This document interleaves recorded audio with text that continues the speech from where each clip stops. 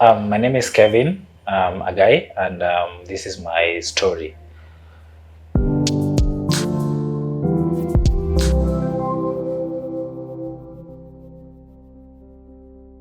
Yes, I grew up in the western side of Kenya. I grew up in Nyanza, to be specific, in Siaya, Bondo town. So it's a small town. So you know almost everyone. You know your neighbors.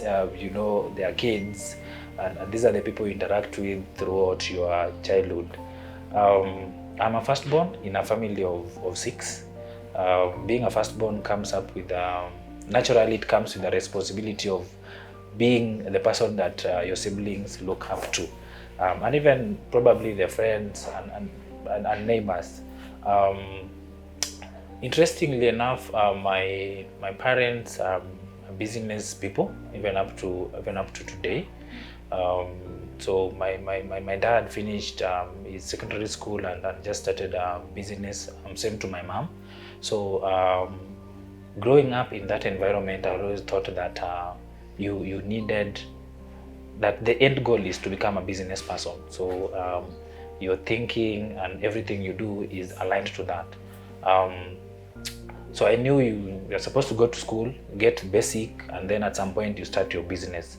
And I think even most of my relatives, my dad's brothers and such, they were all business people. So I grew up around business people. Yeah, so education was not given much weight in my extended family.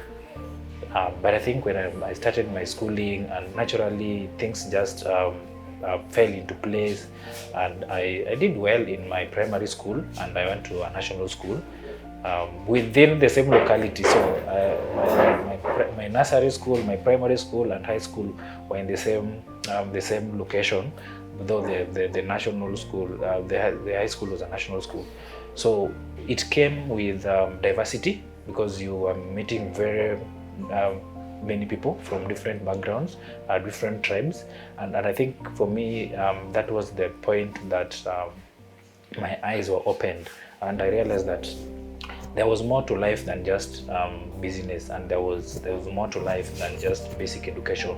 So yeah, so I wasn't sure what I wanted to do in terms of even my career, but interacting with my high school classmates and just generally my high school mates, um, these careers come up. So everyone wants to be a doctor, everyone wants to be an engineer, everyone wants to be the good profession, and then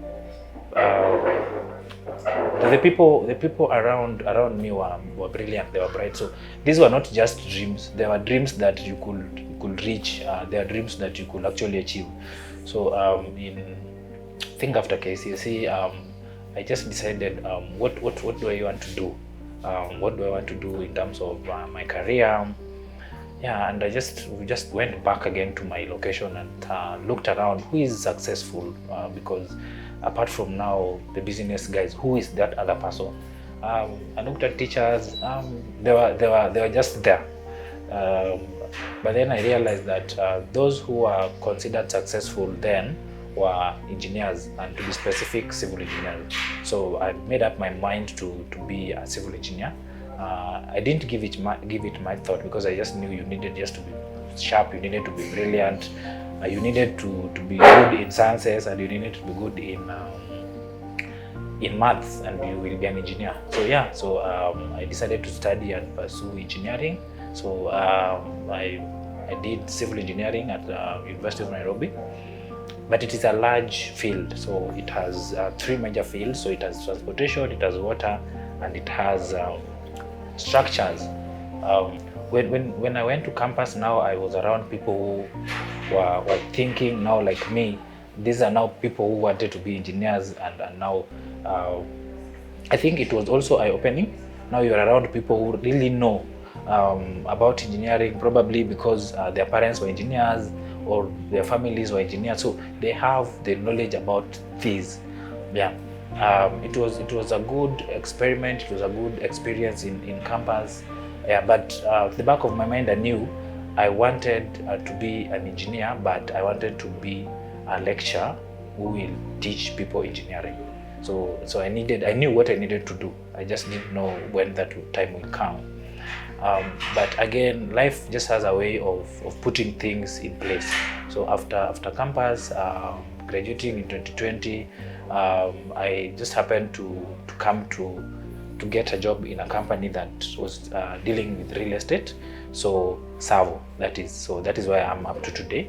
But TSAVO is not just about the buildings. It is not just about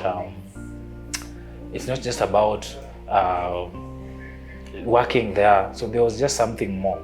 So coming to TSAVO, the people around me, TSAVO believes in financial independence. So even the product that we are offering is just to steer you there.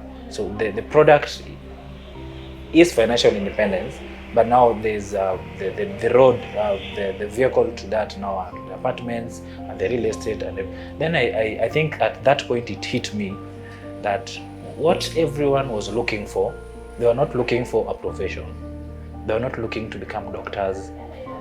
I was not looking to become an engineer. I was looking to become a rich engineer. I was looking to become a rich something. Even the other people were looking to become rich, because no one wants to become a poor doctor. No one wants to become an engineer and strike every day because they're not being paid. So what is that everyone is looking for? And then I sat down, I evaluated myself, and I realized that engineering, it's good, and it comes with money. But then I looked at the data of investors, TSAVO investors, and I realized that there were not young people, and they came from all professions. So we have doctors who have invested with us, we have engineers who have invested with us, we have pilots who have invested with TSAVO. But then there was a commonality among all these people, the age group. So these people were the age group was 50, there are 50, 60. So, and then I think it hit me that these people start their career, they grow well in their career, and then they realize that they need something more, and they needed passive cash flow, and they start investing. And majority of people starts investing at 40s, at 50s, and at 60s. Then, being in my early 20s, I knew that I had a shortcut, and I could bypass all these processes, and instead of starting to invest at 50, I can start at 20 something. So I think that is when it hit me that we are just looking to have money work for us. We're just looking for freedom. We're just looking for stress-free life, and that is when I started investing. I looked at my financial independence number, because again, you can just invest without knowing the end goal. So I broke down my financial independence number into different stages. So the first stage was 100,000. So what is this that I needed to do to invest, and how much do I need to invest to get to 100, and for how long? Because again, financial independence number needs a timeline. So I think one is lifetime. So you need to live below your means. So I just started living below my means. So there's a certain amount of money I was earning, and there was a certain lifestyle I was used to. So when your money grows, or when the salary is increased, then you don't have to also increase your lifestyle or improve your lifestyle based on that. I think you just need to determine what is a need, what is a want, and what is a desire. You work on your wants.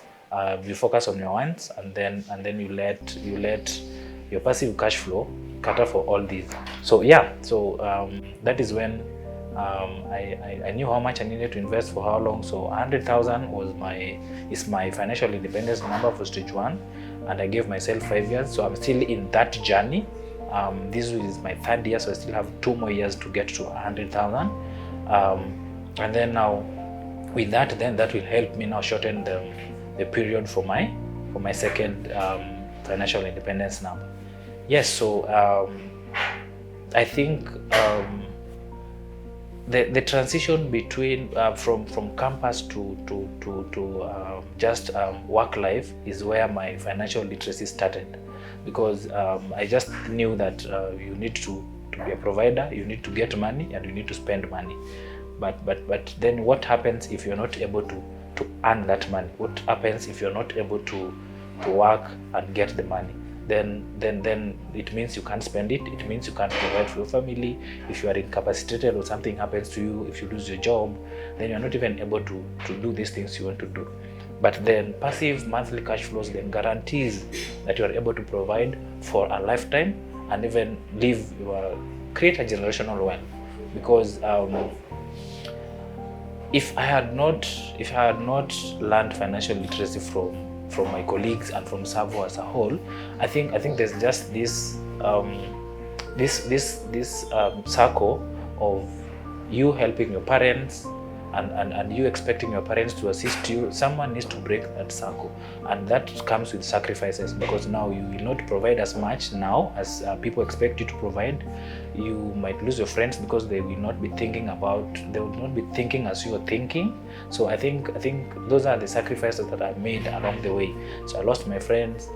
Some people probably think I'm stingy or I'm not giving as much as they expect me to give, because there's that notion of you are working in a big company, you should give me more. Why are you giving me this kidogo? But then now you see, you can't even tell them that I'm not giving you the much you want because I'm not able to. I don't want to say I was a bright student, but I was. So